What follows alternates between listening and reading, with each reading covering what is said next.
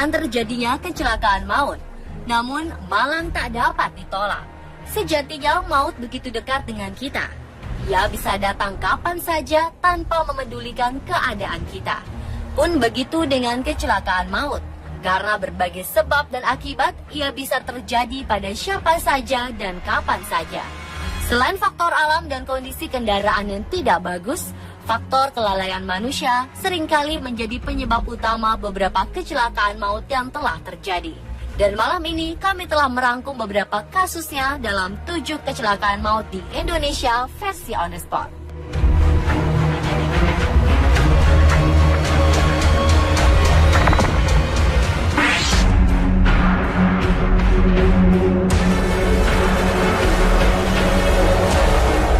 Kecelakaan maut di Indonesia yang menghebohkan pertama terjadi pada hari Selasa malam 20 Januari 2015 lalu di kawasan arteri Pondok Indah, Jakarta. Seorang pria bernama Christopher Daniel Sharif dengan mobil Mitsubishi Outlander yang dikemudikannya telah menabrak 6 motor dan 2 mobil hingga menewaskan 4 orang dan 2 orang lainnya mengalami luka parah. Sebelum kecelakaan maut terjadi, 2 sahabat sejak di San Francisco, yakni Christopher Daniel dan Muhammad Ali Riza, yang juga pemilik mobil, serta sopirnya Sandi, baru selesai jalan-jalan di sebuah mal di kawasan SCBD. Saat hendak pulang, karena macet, Ali Riza, sang pemilik mobil, kemudian turun di sekitar kawasan Majestic untuk kembali ke rumahnya di daerah Sudirman dan membiarkan sang sopir mengantarkan Christopher ke rumahnya di daerah Pondok Indah. Dari sinilah kecelakaan tragis dimulai. Pria 22 tahun ini berusaha merebut kendali sopir dari Sandi. Karena tak diberi, Sandi pun dicekik dari belakang oleh Christopher. Selanjutnya terjadilah cekcok di antara keduanya hingga aksi pelemparan ponsel dan akhirnya Sandi dipaksa turun. Christopher yang mengambil alih kemudi lantas menyetir mobil seorang diri dan segera menancap gas dengan kecepatan tinggi. Ia menabrak 2 motor lalu melaju lagi dan menabrak 2 mobil dan 3 motor lainnya. 4 orang tewas seketika, sementara 2 orang lainnya luka parah. Saat hendak diamuk massa, Chris sempat mengaku tak bisa berbahasa Indonesia dan pura-pura menjadi warga negara asing.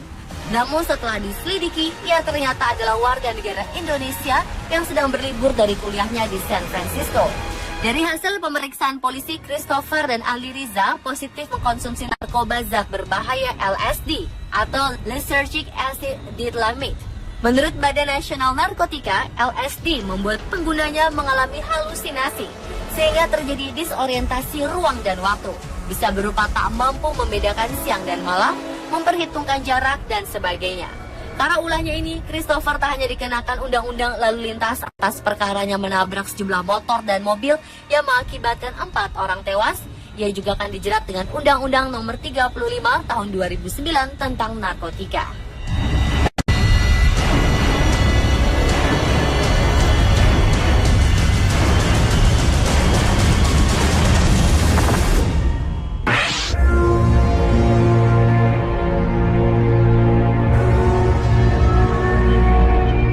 Kasus kecelakaan maut lainnya pernah terjadi pada 22 Januari 2012 lalu. Seorang wanita berusia 29 tahun bernama Afriani Susanti menabrak 9 orang hingga tewas saat ia mengendarai mobil Daihatsu Xenia bernomor polisi B2479XI. Kejadian bermula setelah Afriani dan teman-temannya berpesta semalam suntuk hingga hari Minggu dini hari di sebuah klub malam. Di sana ia mengkonsumsi narkoba dan minum-minuman keras yang membuatnya kehilangan konsentrasi saat berkendara. Saat akan pulang, Afriani lah yang menyetir mobil karena ia merasa paling sadar di antara teman-temannya yang mabuk. Saat mobil Afriani melintasi jalanan sekitar Tugu Tani, Jakarta Pusat, ia mulai kehilangan kesadaran. Tiba-tiba mobil yang dikendarainya menabrak para pejalan kaki yang baru pulang berolahraga dari lapangan Monas dan menewaskan 9 orang serta melukai 4 orang lainnya. Pengadilan kemudian memutuskan Afriani divonis 15 tahun penjara karena terbukti berkendara tanpa membawa STNK, tak memiliki SIM, merusak fasilitas umum, dan menghilangkan nyawa atas kecelakaan itu. Wanita ini juga terbukti mengendarai mobil dalam keadaan berada di bawah pengaruh narkoba jenis ekstasi.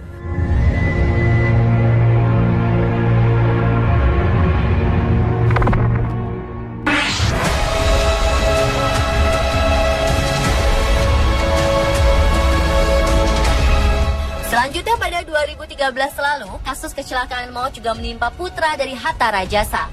1 Januari 2013, sesaat setelah malam tahun baru, Muhammad Rashid Amrullah mengalami kecelakaan maut di Tol Jagorawi yang menyebabkan 2 orang meninggal dunia. Sebelum kejadian, pria berusia 22 tahun ini tengah merayakan malam pergantian tahun di kawasan Kemang, Jakarta Selatan bersama sang kekasih Prilia Kinanti dan diantar supirnya. Pukul 1 dini hari, setelah sang supir pulang, ia kemudian mengantarkan kekasihnya pulang ke kawasan Tebet. Baru sekitar pukul 5 subuh, Rashid pulang dengan mengemudikan mobil BMW X5 berplat nomor B272HR menuju rumahnya di kawasan Cilandak. Namun saat sedang berada di ruas tol Jagorawi, mobil yang dikendarainya tiba-tiba saja menabrak sebuah mobil Daihatsu Luxio berplat nomor F1622CY dan mengakibatkan 2 orang meninggal dunia serta 3 korban lainnya menderita luka-luka. Pada akhir Maret 2013, pengadilan memutuskan Rashid divonis bersalah dan mendapat 6 bulan hukuman percobaan dengan hukuman pidana 5 bulan. Putusannya lebih rendah dibanding tuntutan jaksa, yakni 8 bulan dengan masa percobaan 12 bulan. Pada pelaksanaannya, anak pejabat yang berkuliah di London ini tidak perlu masuk penjara bila ia tidak mengulang perbuatan yang sama dalam kurun waktu 6 bulan.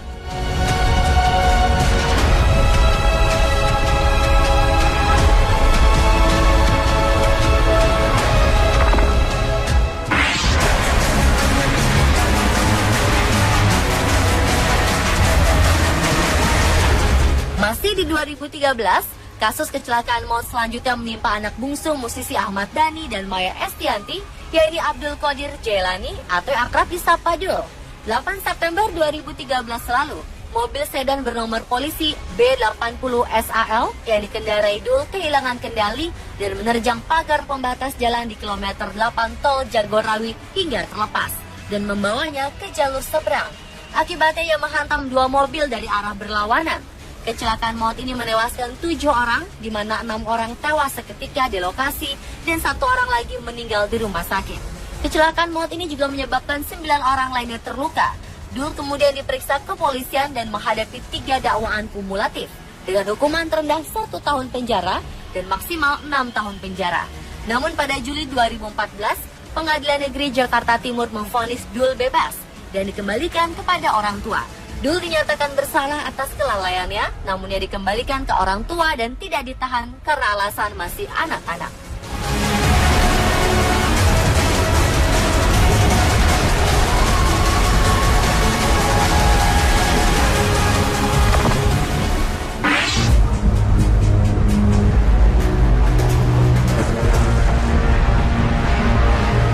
Minggu 5 Oktober 2014 lalu, salah satu pengacara kondang Hotman Paris Hutapea juga terlibat kasus kecelakaan maut.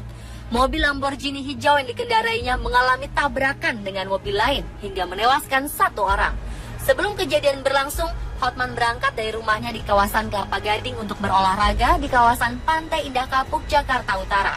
Di tengah jalan, sekitar pukul 5:30 waktu Indonesia Barat, tepatnya kilometer 17 Tol Wiyoto Wiono, sebuah mobil box terguling karena mengalami pecah ban.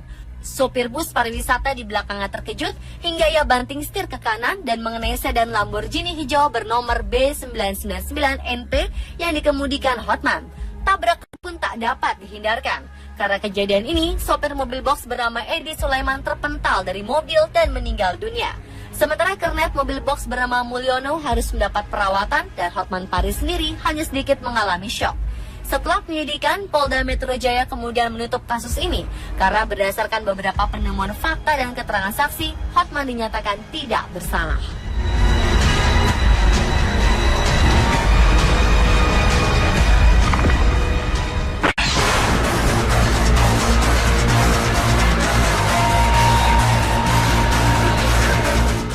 Mobil. Kecelakaan maut juga pernah dialami motor yang dikendarai oleh artis Ari Wibowo.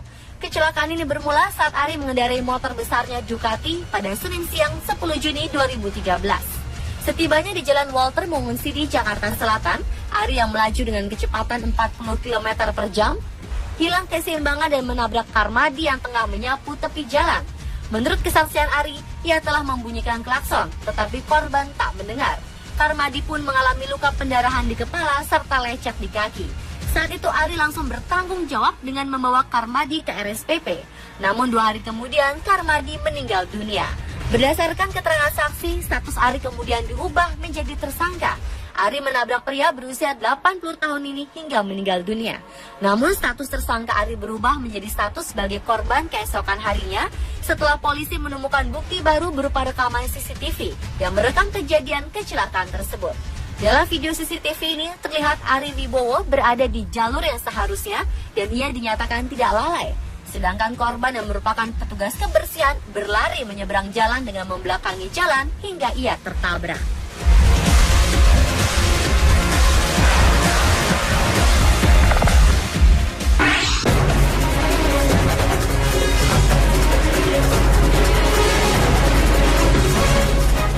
Akhir 2014 menyisakan duka tersendiri bagi Kevin Julio.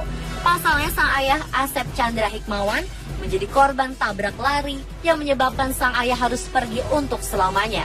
Kecelakaan maut ini terjadi pada 13 Desember 2014 pukul 20:30 waktu Indonesia Barat malam di terowongan Setu, Cilangkap, Jakarta Timur. Saat itu Chandra tengah keluar menggunakan motor hendak membeli obat untuk sang istri yang sedang sakit. Saat baru keluar dari gang rumahnya dan berbelok ke kiri, namun tiba-tiba sebuah motor Kawasaki Ninja yang dikendarai Charles Hamonangan melaju kencang dari arah kanan Chandra. Baik Chandra maupun Charles, keduanya tidak mengenakan helm saat berkendara. Diduga hilang kendali lantaran kondisi jalan menurun dan agak menikung.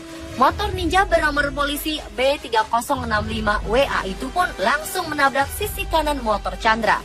Akibatnya tubuh bapak kelahiran Jakarta 17 November 1964 ini terpental ke kiri jalan hingga menghantam tembok rumah warga.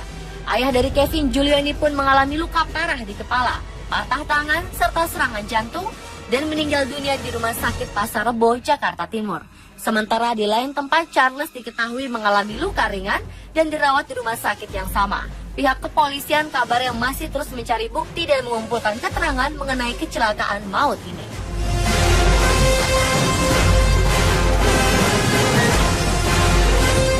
Pemirsa, itulah 7 kecelakaan maut di Indonesia versi on the spot.